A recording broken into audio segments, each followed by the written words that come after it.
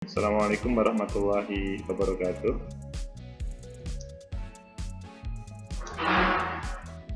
Waalaikumsalam warahmatullahi wabarakatuh. Selamat pagi, salam sejahtera untuk kita semuanya. Teman-teman, gimana kabarnya semuanya? Baik?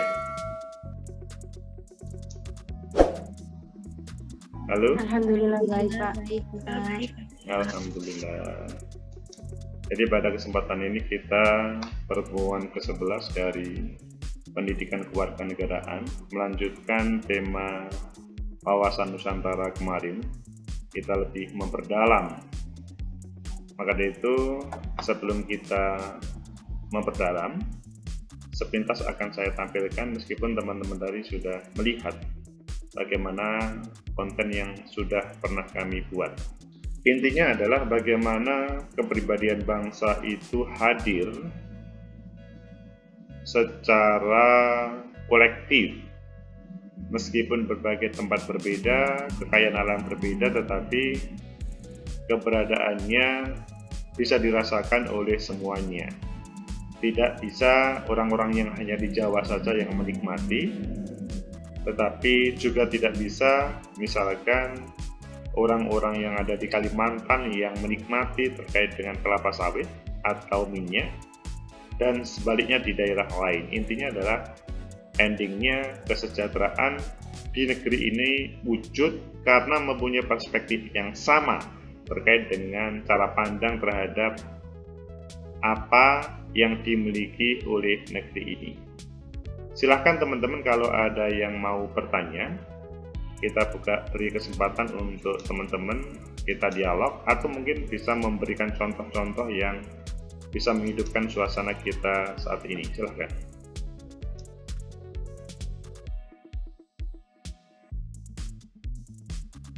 Jadi kalau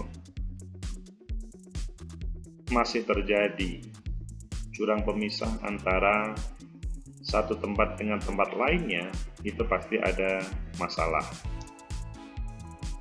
Satu merasa berjuang, ada yang satunya merasa sudah selesai, itu adalah masalah. Wawasan Nusantara bagaimana kita tidak cukup berangkat dari cara pandang, tetapi selanjutnya merasakan kesejahteraan secara bersama. Silakan teman-teman.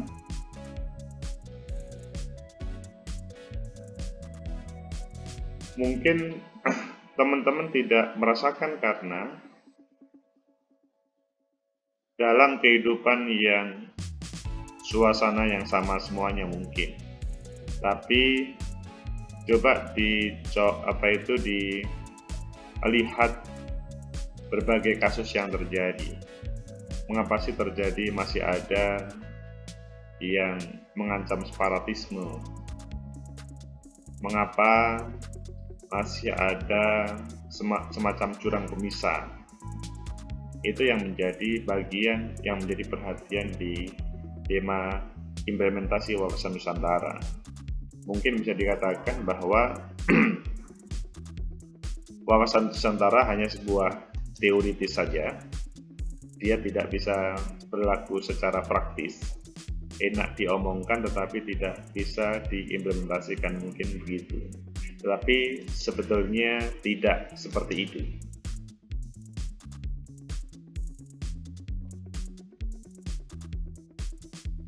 Silakan Tirsa Happy.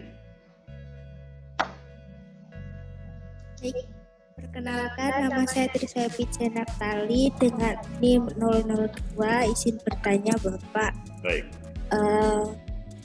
Dalam menanggapi pengaruh dari kebudayaan asing Bapak, ini khususnya untuk anak usia dini ya Bapak, kan anak usia dini kan masih kurang dapat membedakan mana budaya asing yang mungkin masih sesuai dengan untuk diterapkan di Indonesia dan mana yang tidak sesuai kan Bapak. Dan anak usia dini itu kan masih membutuhkan bimbingan dari orang yang lebih dewasa. Nah, pertanyaan saya itu bagaimana kami sebagai seorang mahasiswa PG PAUD atau nantinya akan menjadi seorang pendidik dapat mengenalkan dan mengajarkan wawasan cara untuk diimplementasikan pada anak usia dini.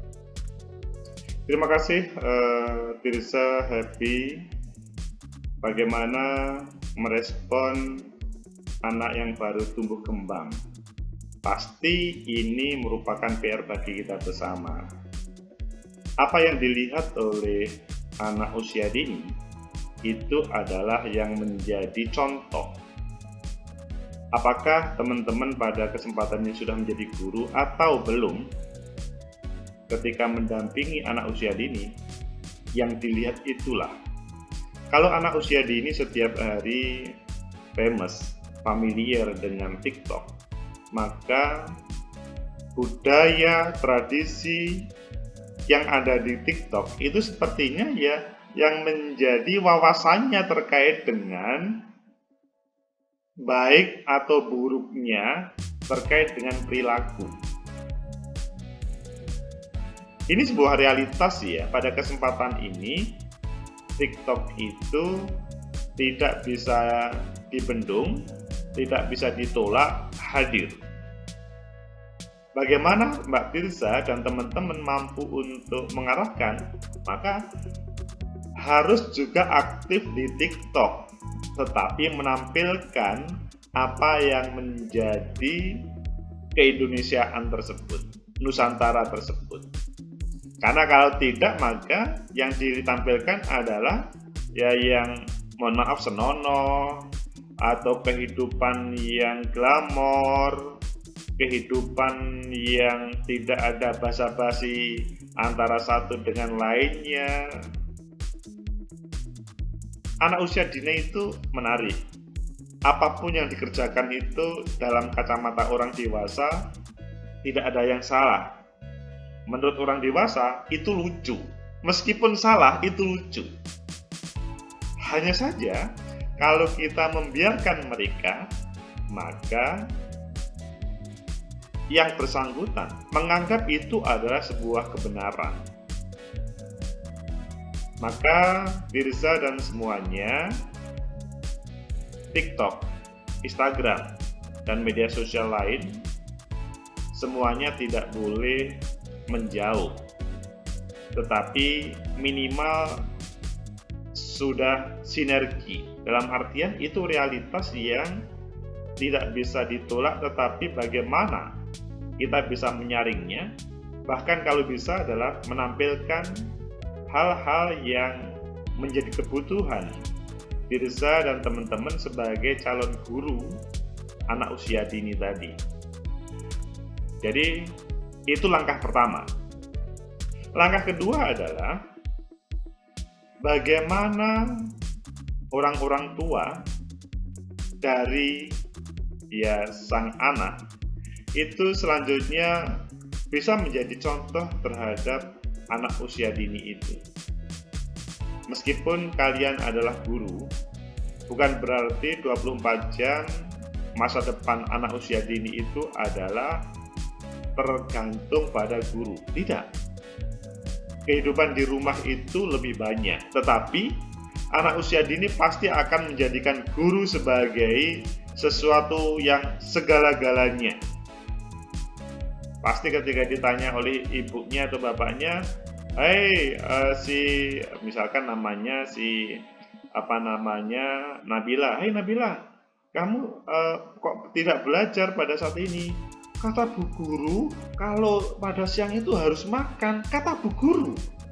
Itu semacam kitab sucinya anak-anak, karena memang guru itu sesuatu yang menjadi idola bagi anak-anak usia dini itu. Maka bagaimana membuat komunikasi baik dengan orang-orang tua sehingga mereka bisa menjadi contoh yang baik. Maksudnya begini, bolehlah orang-orang tua itu hidup dengan dunianya masing-masing, mulai dari petani sampai selebritis ada, orang tua anak usia dini itu pasti ada.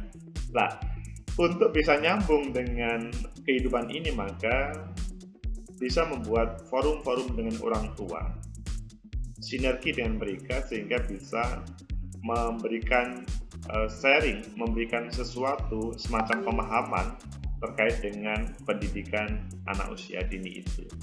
Kemudian yang ketiga adalah bagaimana yang ditampilkan atau bukan ditampilkan sekarang terhadap Anda, kalian sebagai guru terhadap anak. Bagaimana mereka merasa bahwa larangan atau perintah dari teman-teman itu bukan suatu larangan dan perintah yang menyakitinya, tapi bagaimana itu adalah semacam mereka menjadi kalian menjadi panduan, menjadi teman dari anak-anak usia dini ini, sehingga mereka langsung connect, langsung bisa hormat. Baru ketika membicarakan terkait dengan tema misalkan implementasi wawasan Nusantara, salah satunya saling menghormati antara teman.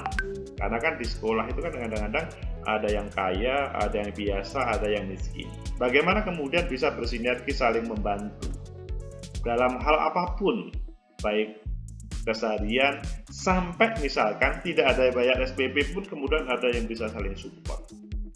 Itu mungkin salah satu cara bagaimana teman-teman sebagai calon guru PAUD bisa mengarahkan kepada siswa didik untuk menjadi lebih baik dan memposisikan dirinya sebagai orang Indonesia, bukan orang Barat ataupun lainnya. Begitu, Tirza. Baik Bapak, Bapak saya boleh cerita sedikit nggak Bapak? Oke, tentang bagus. Malahan TikTok? kalau ada cerita, malahan nanti teman-teman juga bisa saling merespon. Silahkan, Tirza. Ya, jadi kan saya ada keponakan kan Bapak, ya masih umurnya sekitar berapa tahun ya?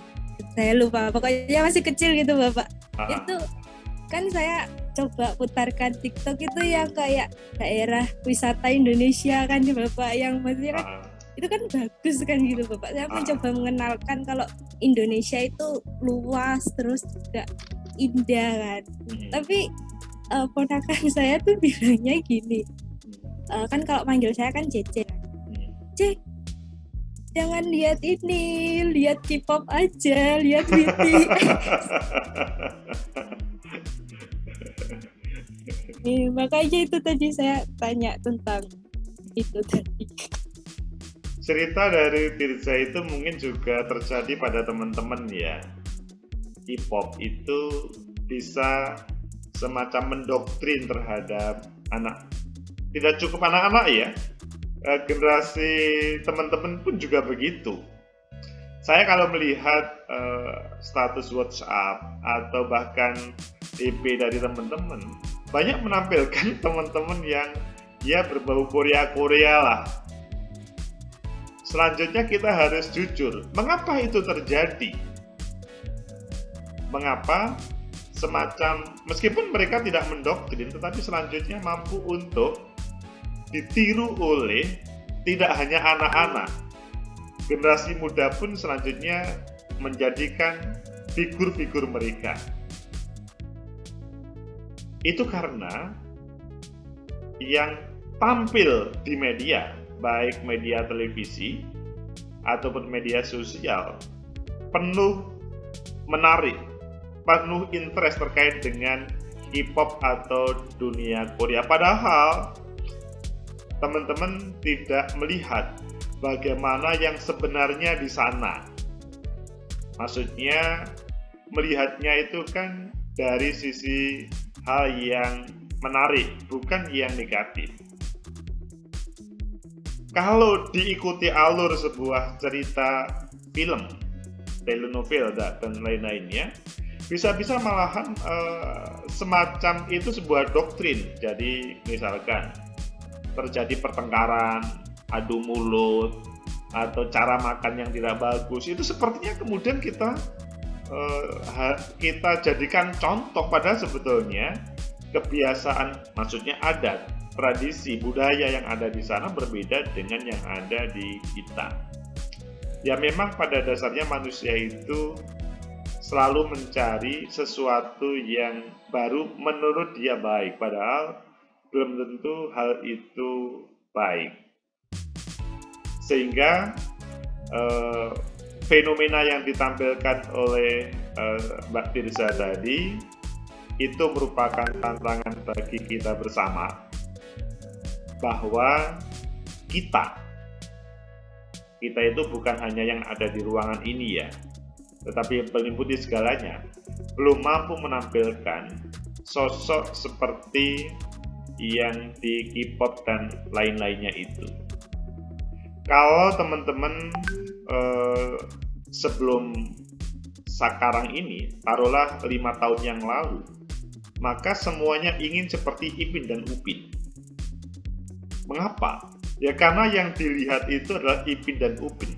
Setiap hari di televisi Ipin dan Upin. Cara ngomong, cara apa itu semua Ipin dan Upin ya, karena yang dilihat. Begitu juga kalau misalkan pada masa kecil saya ya, pada masa kecil saya itu sekitar tahun 80-an, yang waktu itu satu-satunya media itu, maksudnya media elektronik yang televisi itu adalah TVRI, yang tampil adalah film Si Unyil. Apapun yang ada di film Si Unyil itu menjadi sebuah idola bagi semuanya. Nah, maka pada kesempatan ini Tirza sudah melihat sebuah fenomena seperti itu adalah sebuah tantangan yang harus kita pecahkan. Kalian memiliki tanggung jawab untuk semacam antitesis, menghadirkan sesuatu yang lebih menarik untuk mereka, bukan malahan hanyut terhadap tradisi dan budaya tersebut. Karena memang ketika kita globalisasi itu sudah tidak ada batas. Sekarang ini loh, kita ke Malaysia, Singapura, sudah tidak ada pungutan, sudah tidak ada bayar. Padahal pada waktu dahulu visanya mahal, sekarang tidak. Cukup paspor, dan paspor itu kan seperti KTP, tetapi kita tidak dipungut visa. Nanti sesudah misalkan tahun 2025, maka seluruh internasional itu menandakan bahwa kita kemana-mana itu bisa untuk berjelajah dan bisa menjadi contoh. Apa yang kita kerjakan, apa yang mereka kerjakan ke sini, itu bisa menjadi contoh bagi kita. Intinya Tirza dan teman-teman, tantangan bagi kita untuk menyiapkan masa depan bagi generasi muda, lebih lagi generasi anak-anak kita, untuk bisa mempunyai prototipe style yang tentunya ya bagaimana orang Indonesia yang berwawasan Nusantara. Begitu Tirza. Baik Pak, terima kasih. Terima kasih. Silahkan, ini tadi ada chat Rofi. Rofi mau menyampaikan atau cukup bertanya? Ini ingin bertanya berapa poin utama pentingnya pemahaman wawasan Nusantara itu apa? Jadi poin penting terkait dengan pemahaman wawasan Nusantara itu bagaimana kita sebagai orang Indonesia mempunyai cara pandang yang sama bagaimana menghadirkan kesejahteraan, kemakmuran di negeri ini dengan tidak meninggalkan budaya yang kita miliki dan potensi-potensi yang kita miliki. Tidak sebaliknya, meninggalkan budaya dan sumber daya alam yang kita miliki. Jangan sampai misalkan sumber daya alam kita, minyak mentah, itu dijual secara mentah, maksudnya yang berharga nilainya murah, dan selanjutnya pada suatu saat kita membeli dengan harga yang mahal setelah diproses. Sebagaimana pada tahun-tahun yang dahulu, kita itu punya minyak bahan, maksudnya mentah, tapi selanjutnya kita membeli dengan harga yang tinggi sesudah diproses di Singapura dan lain sebagainya. Itu Rofi. Silakan kalau ada pertanyaan lain teman-teman.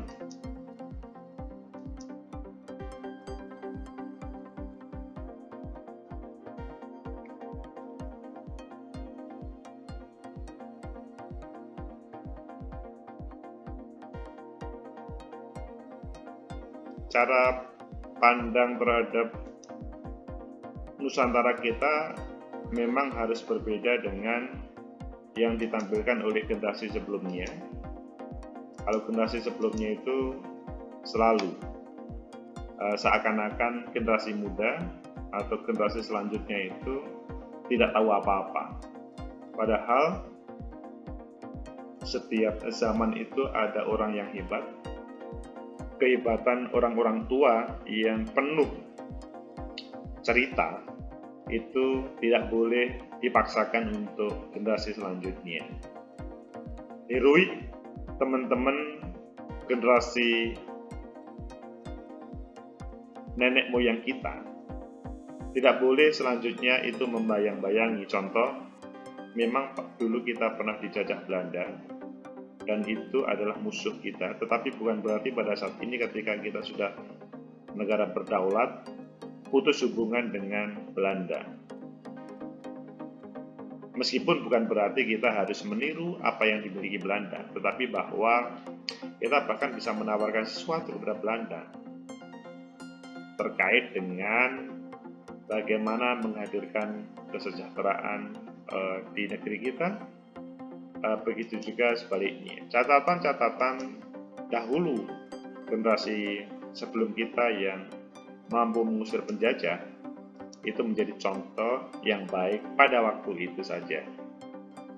Tidak kita tolak, tetapi menjadi sebuah cerita pernah terlibat dalam sejarah, dan pada saat ini tantangannya tentunya berbeda, harus diupdate terkait dengan bagaimana kita menampilkan, mengimplementasi bahasa Nusantara sesuai dengan perkembangan zaman. Karena sudah tidak ada yang bertanya, semoga ada manfaat. Semoga teman-teman bisa menjawab berbagai fenomena sebagaimana yang dicontohkan oleh saudari Tirza tadi. Itu adalah merupakan tantangan bagi kalian calon guru para anak usia dini. Semoga bermanfaat. Assalamualaikum warahmatullahi wabarakatuh. Waalaikumsalam warahmatullahi wabarakatuh. Warahmatullahi wabarakatuh. Terima kasih, Pak.